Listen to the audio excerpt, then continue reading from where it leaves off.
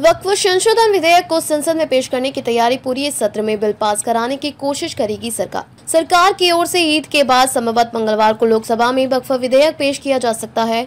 कोशिश यह होगी कि इसी सत्र में कम से कम एक सदन से विधेयक पारित हो जाए। अगस्त 2024 में वक्फ संशोधन विधेयक को जेपीसी के पास भेजा गया था। सरकार ने रिपोर्ट देख ली है और उसी अनुसार पुराने विधेयक में कुछ बदलाव की तैयारी हो गई है। नई दिल्ली विपक्षी दलों की ओर से आए कुछ सुझावों को शामिल करने के बाद संयुक्त संसदीय समिति ने वक्फ विधेयक में संशोधन को लेकर जो सुझाव दिए हैं उसे सरकार ने मान लिया है।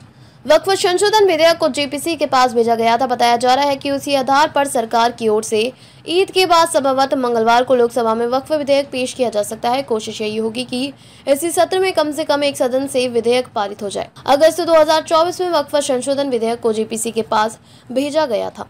विधेयक को पारित कराने के लिए पर्याप्त संख्या जरूरी।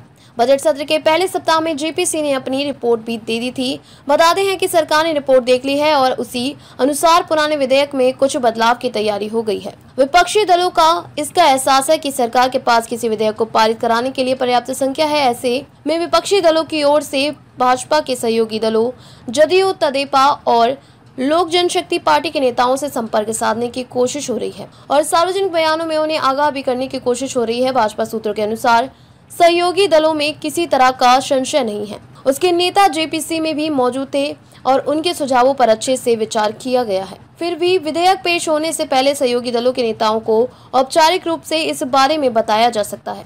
विधेयक पारित कराने से सरकार कोई जल्दबाजी नहीं करेगी। सूत्रों के अनुसार कोशिश यह होगी कि कम से कम एक सदन से विधेयक पारित करा लिया जाए।